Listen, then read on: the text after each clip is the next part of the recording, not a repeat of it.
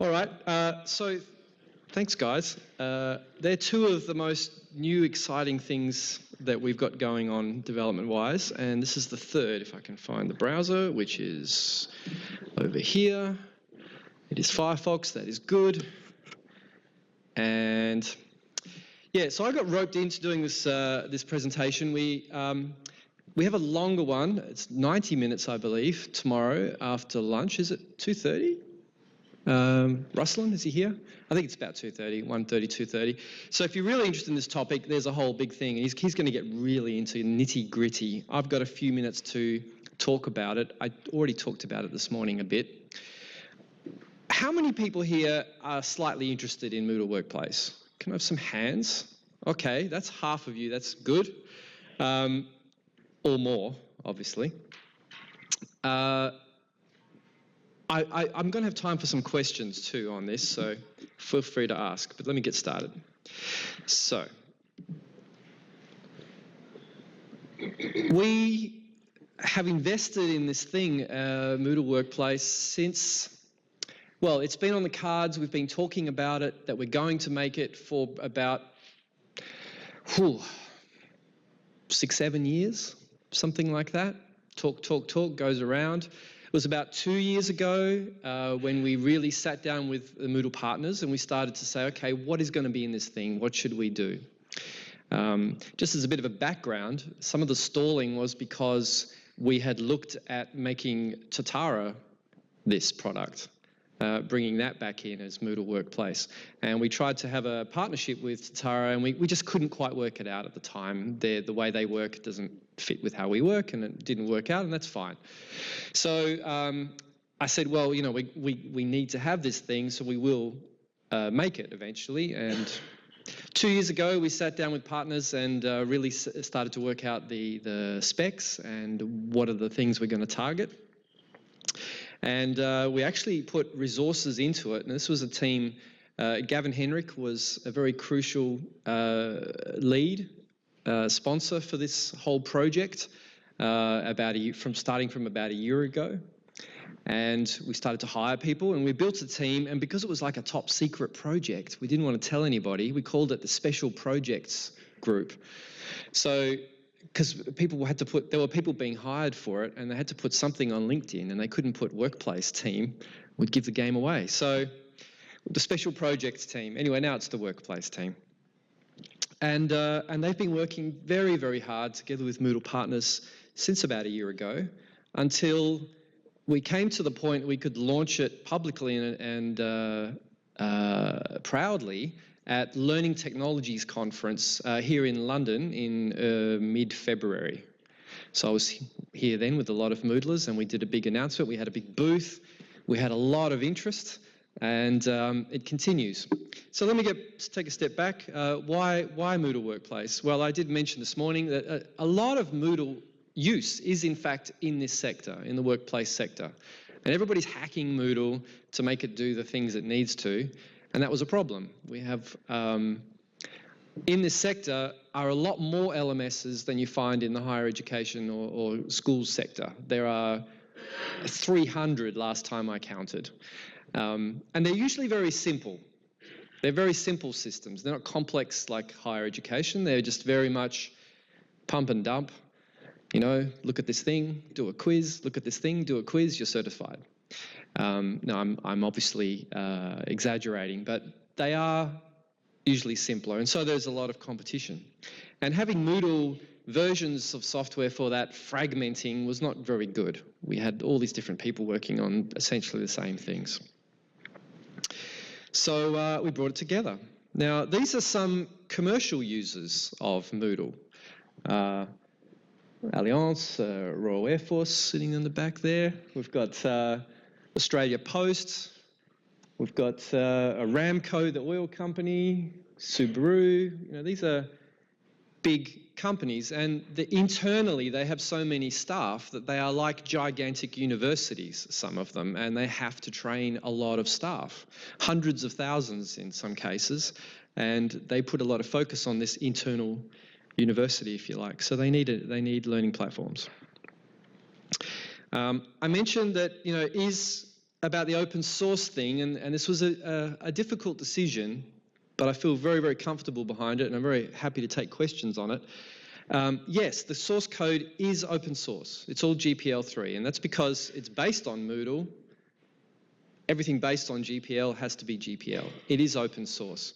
However, we are restricting it so that it's only available through Moodle partners, and we are doing that very consciously to help bring revenue from that market through our whole system, through the partners, and into Moodle Core. So we have money to spend on Moodle Net, on MEC, on Moodle Core, on all these other initiatives that we need to pay for.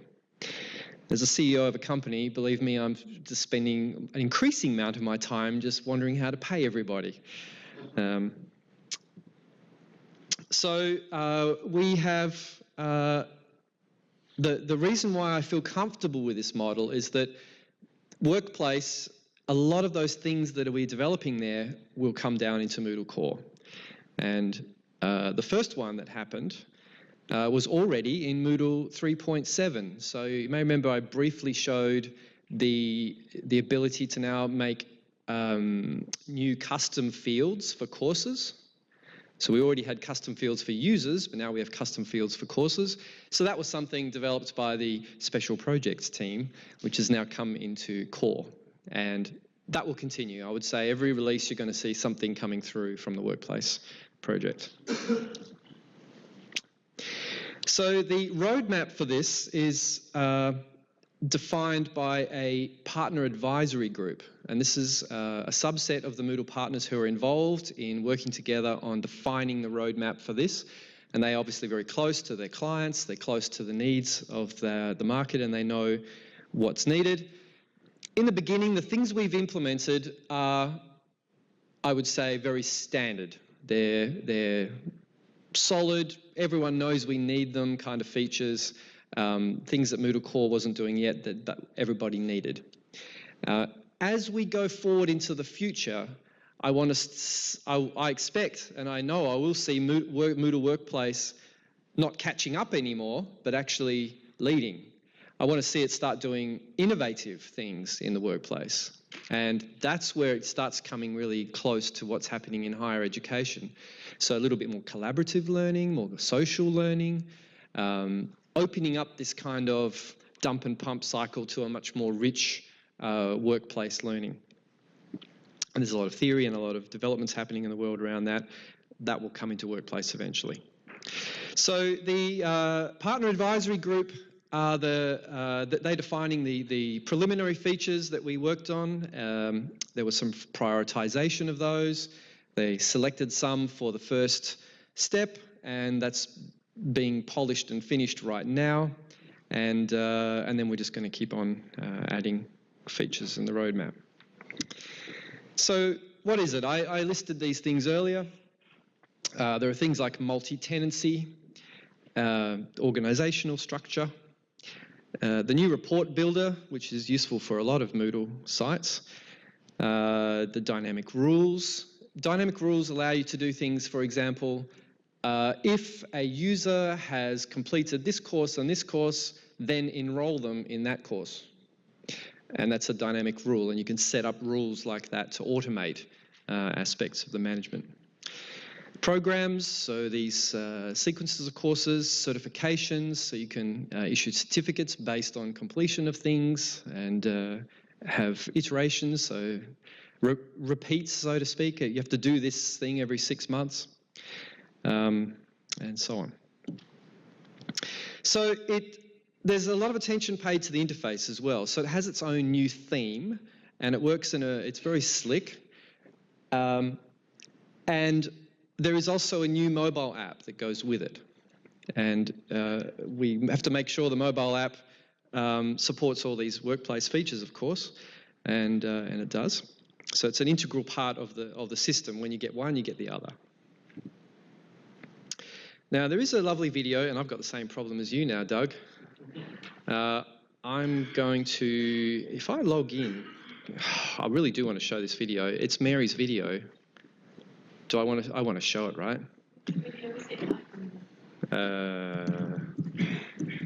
Whoa. Excuse me while I log into Google right in front of you. Let's see. No surprises what my, UK keyboard.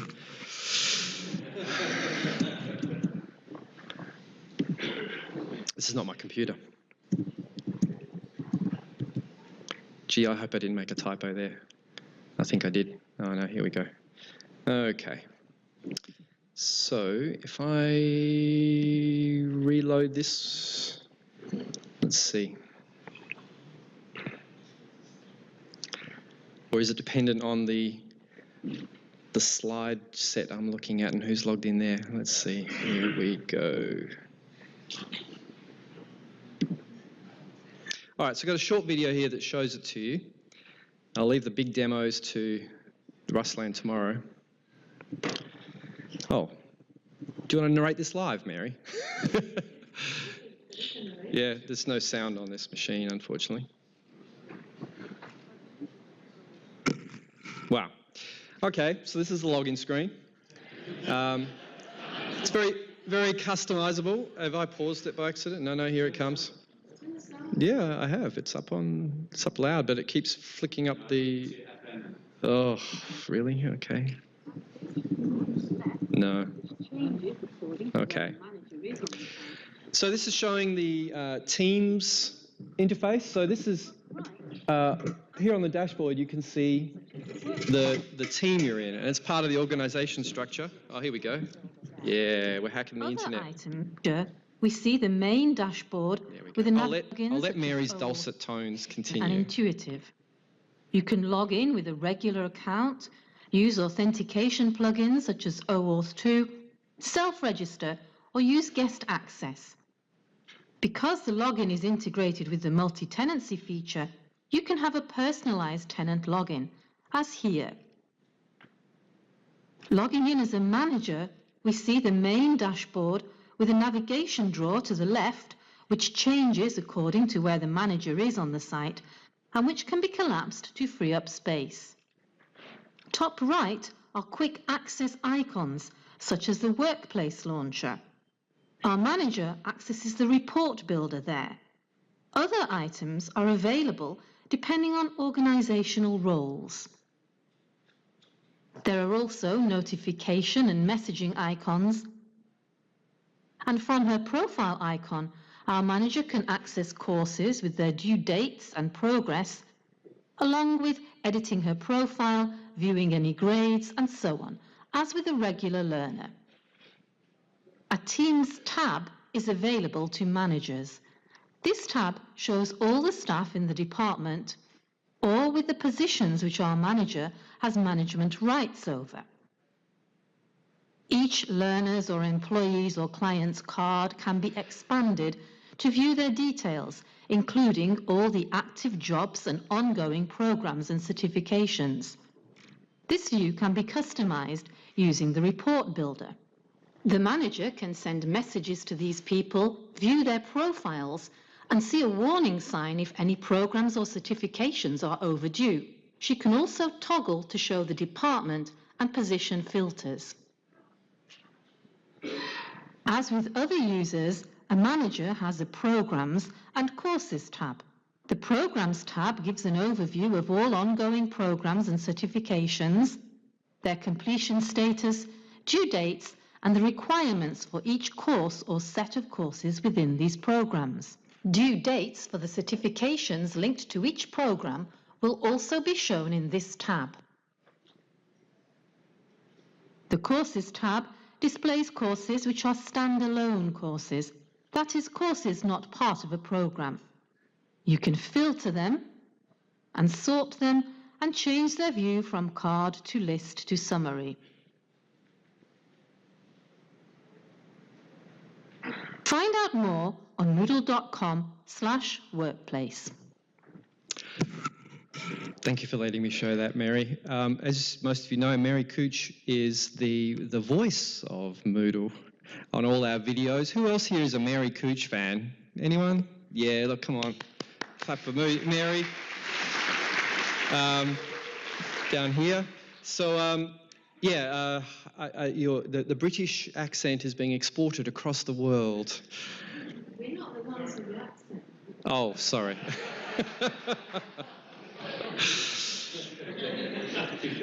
She said we're not the ones with the accent. So, okay, let me go on here. So what's next? So the timeline around Workplace is we have we're in a pilot phase right now. The code is written, there's still bits being done, there's still testing and things going on. Our partner advisory group are signing in to start testing and kicking the tires. We expect that it'll be more widely available from partners or through partners in around June, July, middle of the year. And from then on, there's going to be very frequent releases as it goes forward, and it'll continue to develop. Now, I want to just stress that I'm very much pushing the idea, not the idea, the policy that things will be migrating into core over time, that we are going to be evolving them in parallel, well, together. So there's going to be a lot of good synergy, and I think it's really going to help everything grow. Some of the candidates for the features in the near future are face-to-face training management. So if you have seminars and you want people to sign up for real face-to-face seminars and book resources and things for that.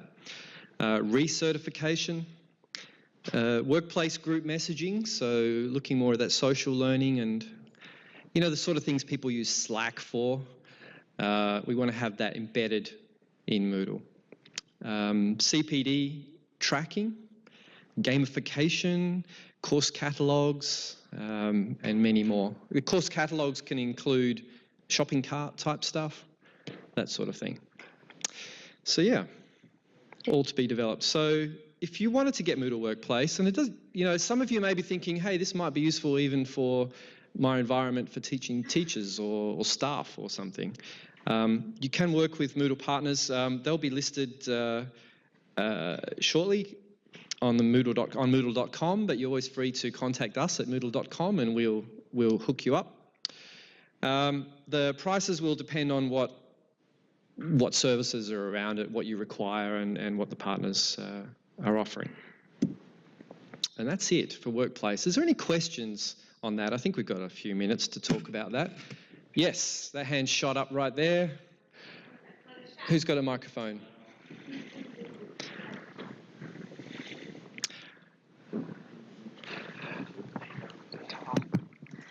It's about integration. So will the users, the structure be exported from kind of the HR system and then the results reported back to the HR system, or is it designed to be? HR system integration is very high already on the agenda. I'm not sure why it wasn't in that list actually, because it gets talked about a lot and it's a huge requirement. Okay, Absolutely. So it's a development rather than 1.0. Yeah, I don't think there's anything specific in the first release right now, but that's definitely where it's going. Cool, thank you. Yeah, good question. Anyone else? Anyone else? Let's see. Mark's got about 15 questions. Okay. I understand that it will only be available to partners, but will it be available for self-hosting from partners? So yes, you will, and that's because I know it's a requirement for a lot of clients. They need to have it on their own machines and control, but you will have to sign a similar contract to protect the code. Like you won't be distributing it and publishing it on the internet, and that's the way that will be approached. But you'll be working with a partner to do that. Yes. Mark. Martin, it looks great, brilliant, and congratulations to everybody involved. And I was delighted to hear you say that some of the features will drip down into Moodle Core, which is brilliant. What features do you see not and never dripping down into Core? I can't answer that.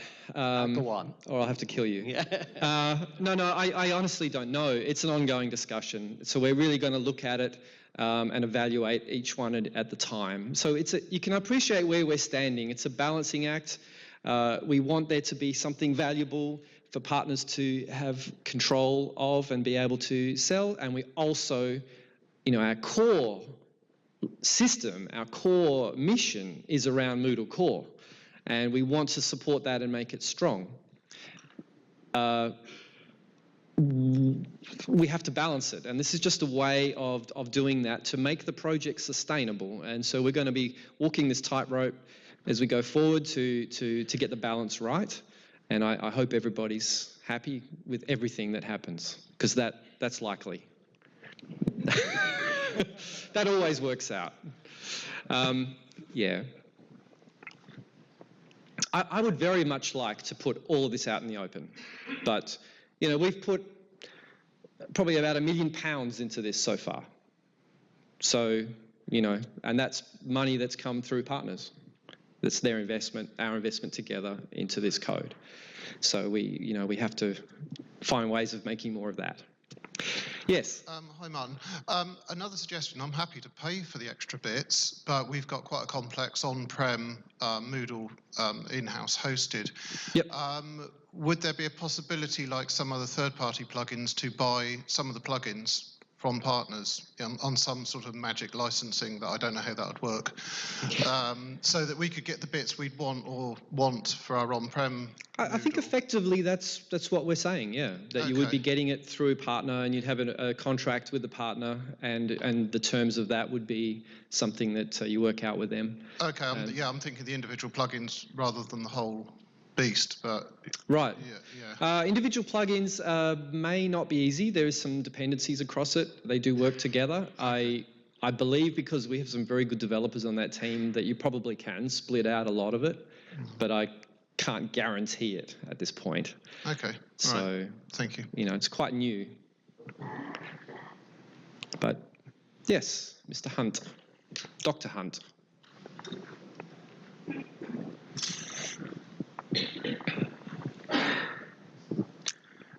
I'm afraid this is a comment, not a question. Good. But I think, from my point of view as a developer who is partially responsible for a third-party install of Moodle with all our own custom plugins, and having to deal with the issues every time there's a new Moodle core version, having to make sure everything still works. I think there are many advantages to the community for Moodle HQ now also being in that position of maintaining a platform that's built on Moodle Core plus lots of other stuff. It puts you in the same position of a lot of, and Moodle Core works really hard not to break stuff with new upgrades and maintain backwards compatibility. But you're kind of like now the poacher and the gamekeeper. That's a really bad analogy for this. And I think it was similarly, it was also a really good thing a few years ago when you decided to do Moodle Cloud, so you yourselves were experiencing the pains of hosting Moodle. So yes. I think the fact that staff within Moodle HQ are having these experiences and being able to give very direct feedback can only be good for the Moodle community, basically. Yeah, I appreciate that comment, Tim. Along those lines, there is an open discussion and about should there be a higher ed flavour like this, and with special higher ed features that are available in it. I must say I'm against that idea, but many people are for it. And it's a discussion. For me, universities are one of the main groups that the Moodle project is trying to help. And so for me, it should be in the main product and it should be free. I think we're going to delay all of that. We'll see how this goes with Workplace first. I'm much more comfortable doing this with the Workplace features. And we'll see how it goes. We'll keep touching on it. Very happy to have your discussions and feedback, probably over a drink and a chimpanzee later on. So any last questions or comments before we move on to the, yes, Michael? Run, Bob, run. Oh, Doug's running. Too quick. Just out of interest, with Moodle Workplace, are you effectively committing to only the partner core developed plugins for it, and the relationship with Moodle Workplace to effectively the plugins directory, and should any plugins be brought into Workplace? What's the thoughts around that, or are you keeping it all not from the Moodle open source side, and it's all going to be the sort of in-house? Yeah, I'm not aware of anything from the open source side that's really being brought in at this point, but